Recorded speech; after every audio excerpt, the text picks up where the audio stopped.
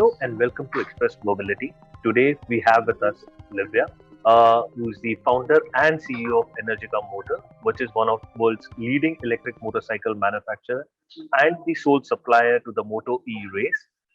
Today we'll try and understand from her, her views for the global electric two-wheeler market, as well as what she thinks about the the Indian EV industry.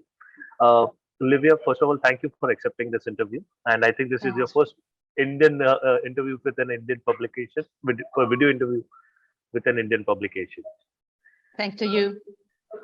Thanks. So, Livia, not many people are aware about what Energica is. In the average Indian. So, can you let us know a little bit about Energica and the story behind it?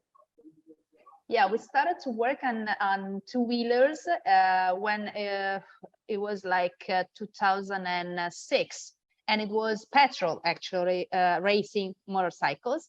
And then in 2009, we've been contacted by an entrepreneur who was looking at the electric motorcycles, racing electric motorcycles. It was very strange to us because we had a long history in the petrol racing.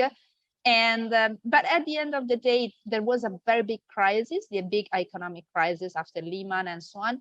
And so we said, why not? We have to anyway overpass this difficult period, and we decided to invest in something completely new to overpass the bad period that we were passing through with our company, our family company. We've been working with the Formula One and racing since more than 50 years ago. So we decided to try. And we developed first a racing bike, an electric racing bike. It was 2010. We started to make some racing. It was not the MotoE. It was not so professional, but it was anyway useful to us to understand the new technology and what the market was offering.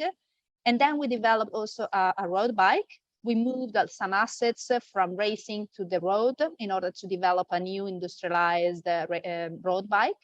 And then in 2016, we were looking for, of course, for investment in order to be able to continue a business that was starting to be really important and bigger and bigger. And we went public on the Milan Stock Exchange to collect money to go further. And that was the history going on. So we developed more and more cycles, more models. We went on the whole main markets worldwide with 3 models. And then we started the MotoE history. They contacted us, the Dorna, so the MotoGP owner, contacted us for this racing, for the first series together with Moto2, Moto3, and MotoGP. And we were a little scared at the beginning because the requirements were very, very difficult. But it was a good opportunity for us to, first of all, show the world what we were able to show ourselves, what we were able to do, and also to have more and more visibility on the electric market overall, not only on us. And so we tried, and we made 4 years. It was racing. It was really, really important and difficult, but very important. And now it's time to go further. So we decided to leave MotoE, and we launched a new touring bike in order to enter into a new market, that is the touring market. So now we have both road bikes and touring bikes. And yes, and we want to go further and further. We want always to do something new. So the scope of this company is always to discover something new and never stop.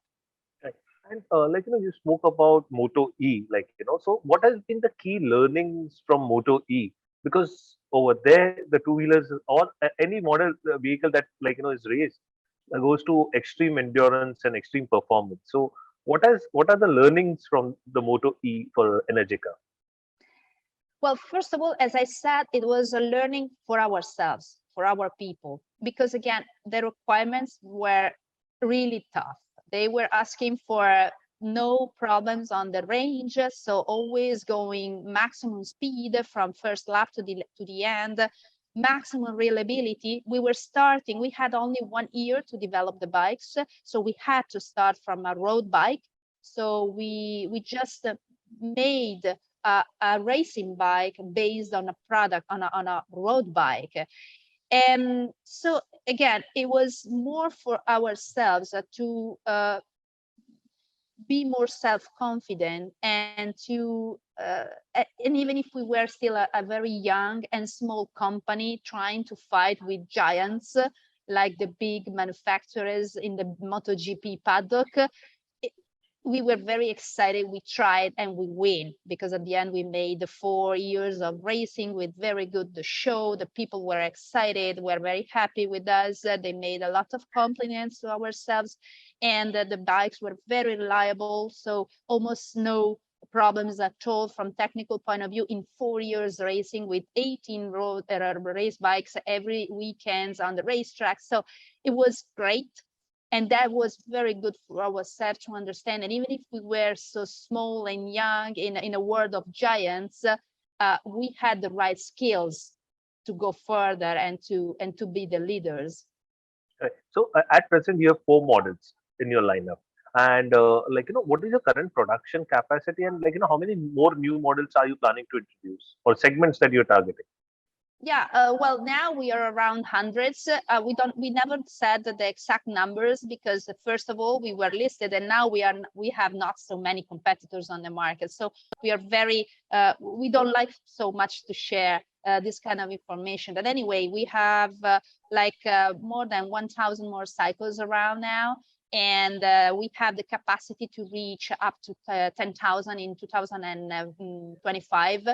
The goal is anyway to launch new models on new platforms with our own brand, but also with Energica Insights to support other markets and or even manufacturers of two-wheelers to reach also other markets where we can't go with our own brands. So supplying the power units, and that means the motor, the inverter, and the batteries, and all around.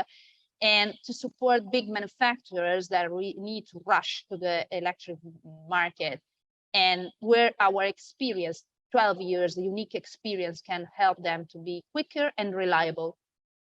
So, Livia, have you got any inquiries from India, or have you sold any models to customers in India? Yeah, we have a couple of very big manufacturer interested in working with us, and we have also some other requirements for our own brands from importers. India is the biggest market, so we want to be ready for that. We don't want to rush and then make some mistakes, so we are taking our time to be sure that we are entering the market the right way, and also to choose the right partners, because you can't go in a market like that alone. If you are not from there, you need to have the right partner to have bigger shoulders. And that the good thing is that it seems that we like each other, because we have many contacts in India, and it's really exciting. So, at what kind, by when can we expect a formal announcement? And will you be looking at an exclusive partnership, or will you be open to sharing, as you mentioned, at Energica Insight? So, are you looking to be a supplier or a partner or a co-branded, product? Well, it depends, it depends on what is who is the partner and what is the offer. So of course we would like to support them, as many manufacturers and as many industries as possible, because our goal is to grow the whole market. So the more we can support, the best for us. But on the other side, there are big manufacturers that are anyway asking us to support them. And in that case, I suppose they will ask for some exclusivity, or anyway to some strategic partnership. So we will see. It depends again on who is the partner and what is the offer. Okay. So there are already interest from India. Is it? Can I safe? Is it safe to quote you saying that you're in talks with Indian OEMs at present? We will see. I can't say much more. I already Okay. said too much.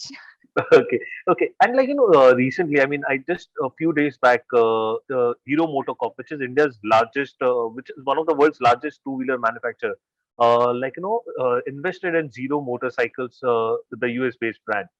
So, will you be open to that kind of investment opportunities as well, or you think that with Ideanomics behind you, Like, you will be refrain from this kind of investment from OEMs.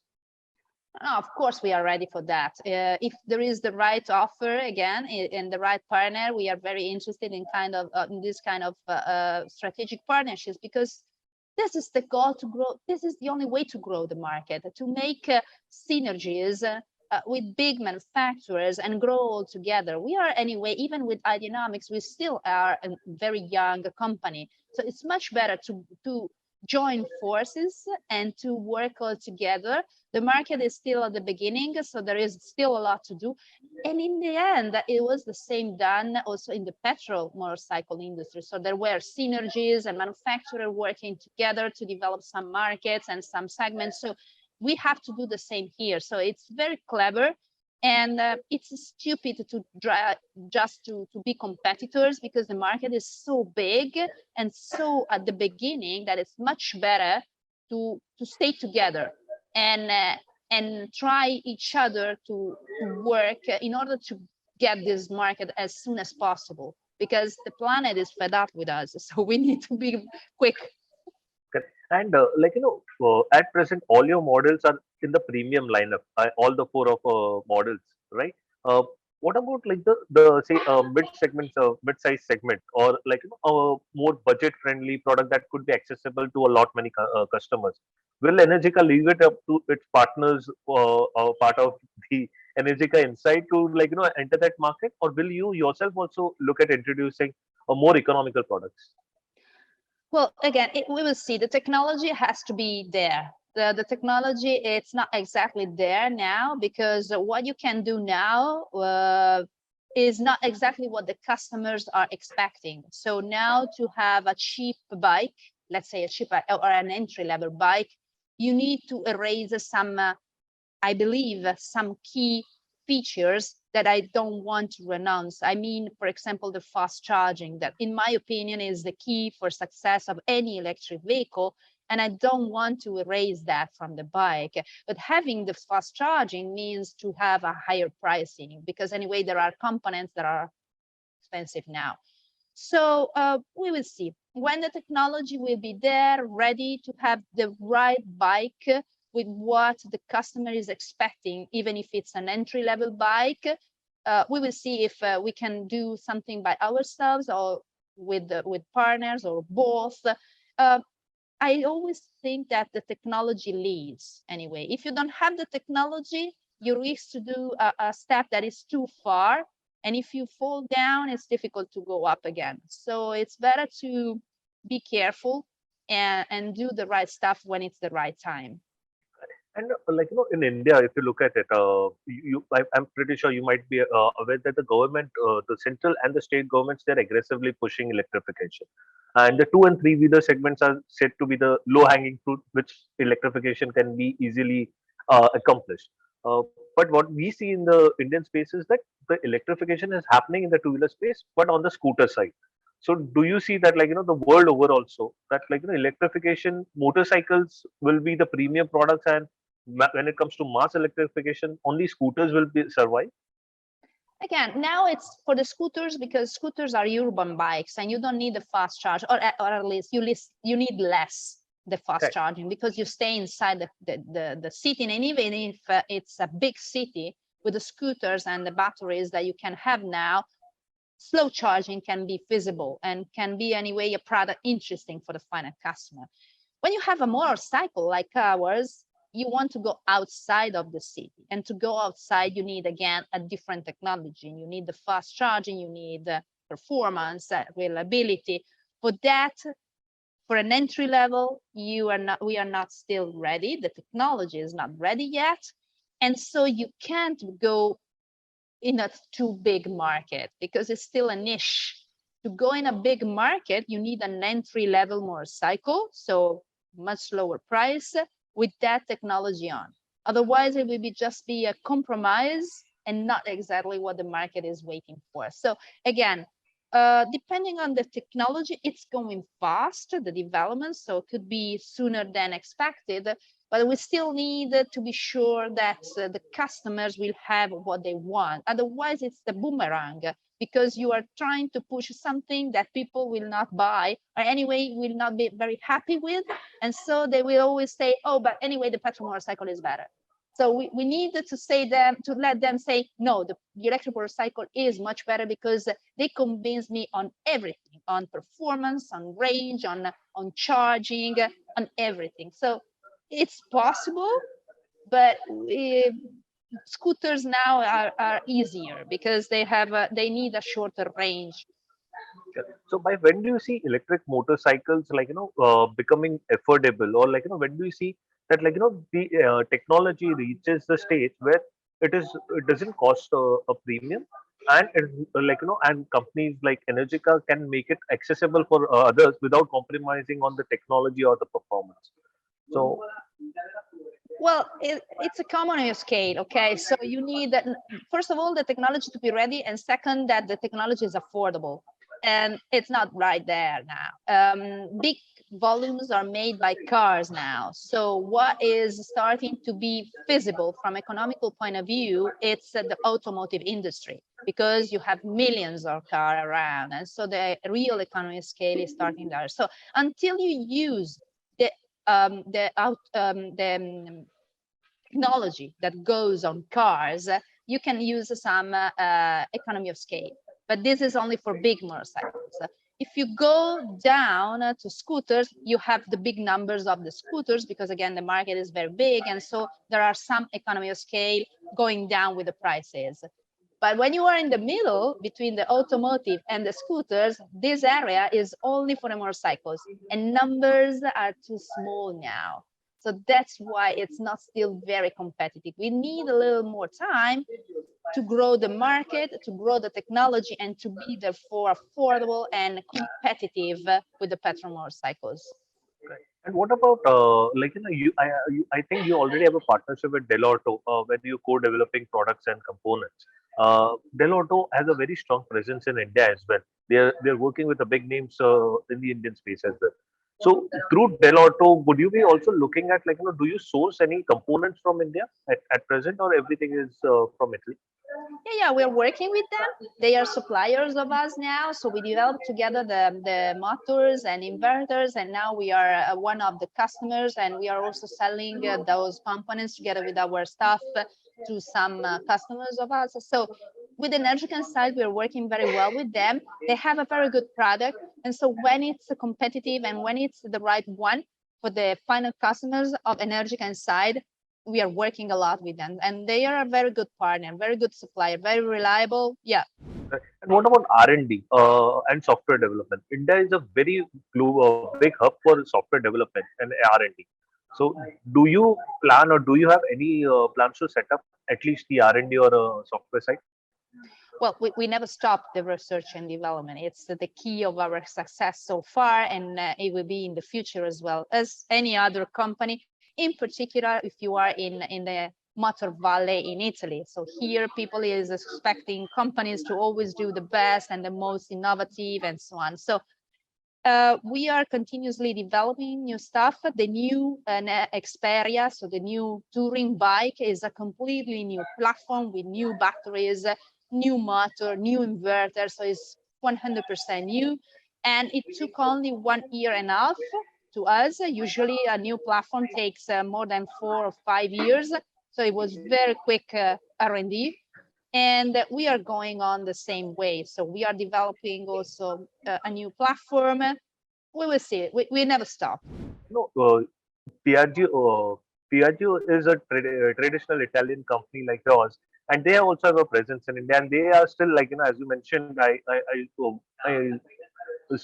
speak with Piaggio India's boss on a very frequent basis, and they are also on the same kind of a thought process that India will they'll take time when they'll bring a product that is fit for India. So do you see a partnership with your traditional Italian company could be the first for in the Indian market? Oh, good question. So I've been trying to make some synergies with Italian companies since the very first day of our business. it's difficult because Italians are very proud and they don't like very much to work together. So I'm still always open for partnerships, but actually I understood in the years that it's much better and it's easier to work with strangers, with foreign companies, because they are more open at real synergies and cooperation. In any case, of course, it would be much easier. We would speak the same language. We would be few hours driving each other, so it would be much easier to work with some Italian companies. So if there is the opportunity, we will catch it. But in this period, we are speaking more, we are talking more with the strangers. Okay. And what about the ongoing global semiconductor shortage and the supply chain issue? Has it impacted your business as well? Yes, and it's continuously impacting. It's that is a nightmare, a real nightmare. We have a list of customers waiting for more cycles everywhere in the world.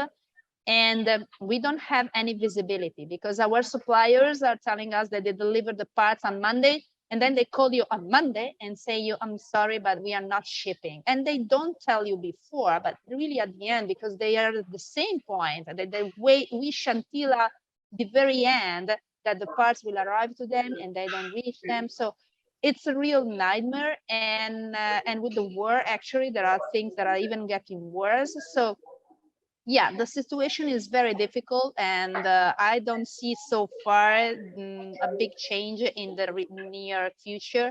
I think that there will be at least 1 year or two more like this, and it's really, really tough.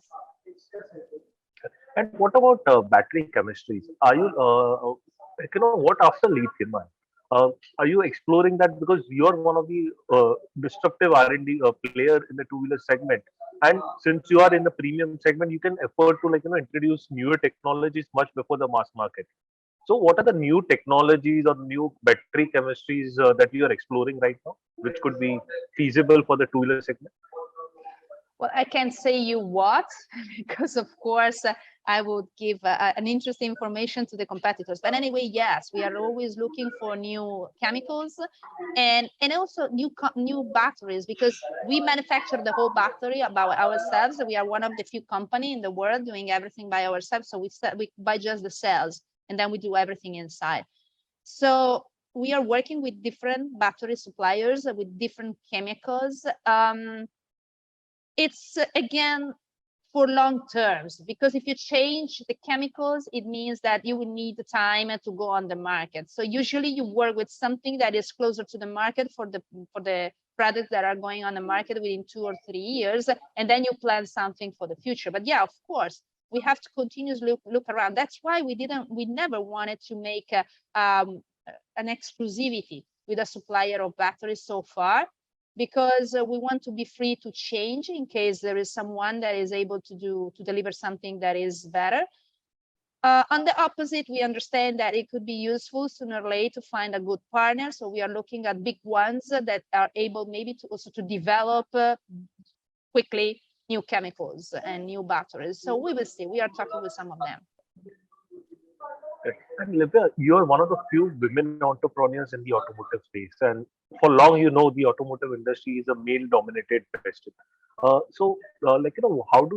would be your message to the women audience out there, or how do you plan to, what do you think can include or motivate them to join the automotive industry? Now, given that, the EV is a disruptor, so how more can this disruption help women join the automotive segment?